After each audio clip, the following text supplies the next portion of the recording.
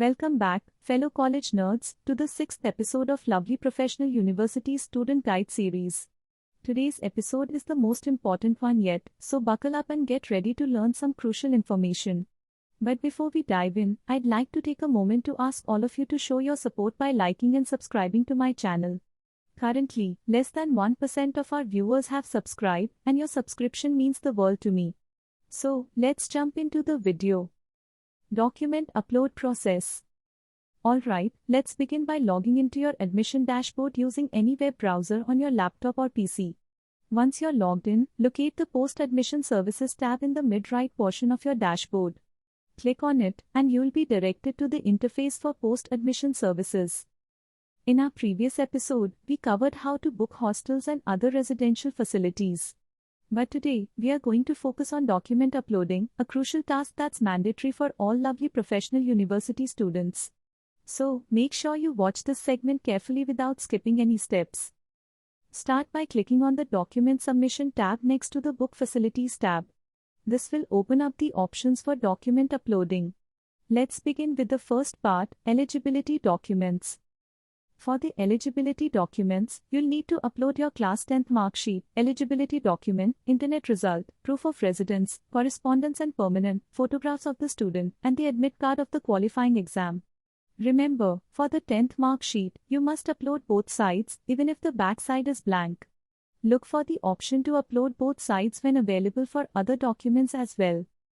It's crucial to upload the correct documents with clear images. Keep this in mind to ensure your documents aren't declined by the approver. Now, let's talk about the eligibility document, internet result. This depends on the course you've taken admission into. If you've enrolled in a bachelor's course, such as BA or BTech, based on your 12th class result, you'll need to upload your 12th class internet result. This can be a screenshot or downloaded image of your 12th result published on the internet.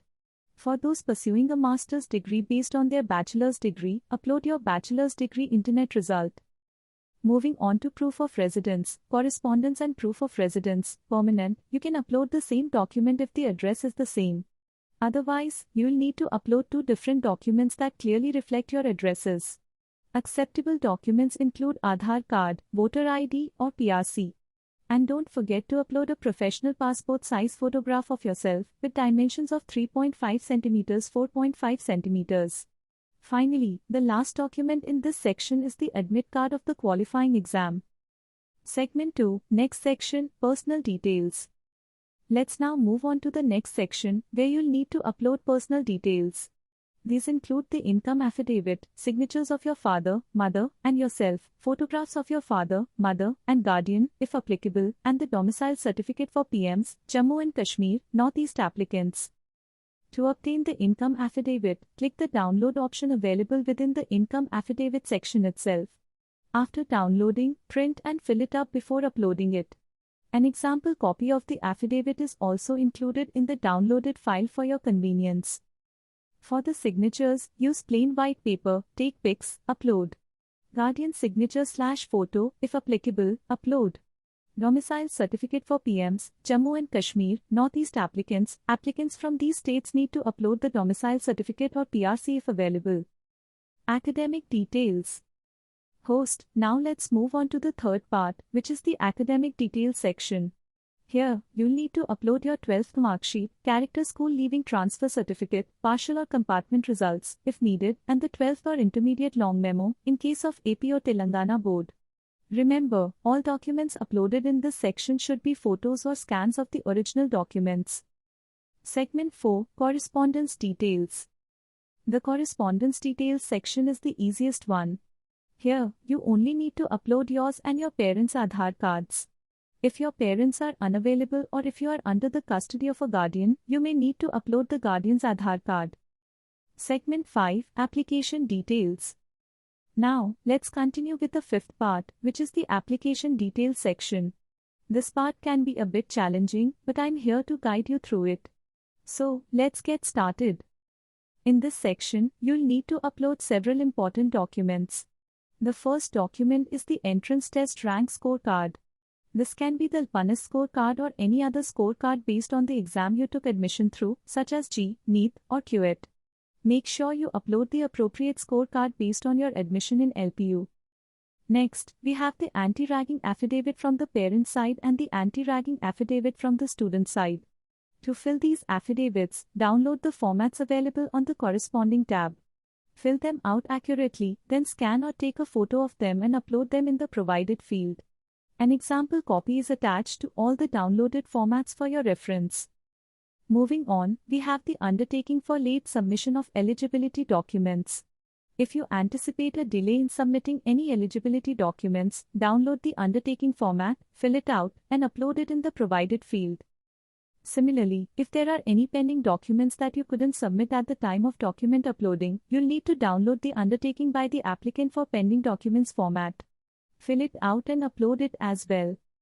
Additionally, if you have any pending payment related to your admission, you'll need to download the undertaking by the applicant for pending payment format, fill it out, and upload it. Now, there's a credentials form that will be uploaded by LPU from the back office, so you don't need to upload anything here. Just ensure that you have completed the required steps on your end. Lastly, if you have an entrance test rank scorecard other than OneST, such as QET, CAT, G, or any other relevant exam, you need to upload that scorecard. If it's applicable to you, make sure you upload the appropriate test rank card. Segment 6, last part of document submission. Great job so far. We are now moving on to the last part of the document submission process. In this section, you'll need to upload a gap certificate if applicable. If there is a gap in your educational timeline, make sure to provide the necessary certificate as per the attached format. Next, we have the LPU readmission no dues and the undertaking by the applicant with LPU fail grades. These documents are only required if your last qualification degree is from LPU itself. If it doesn't apply to you, you can skip uploading these documents. Lastly, we have the CGPA to percentage conversion proof.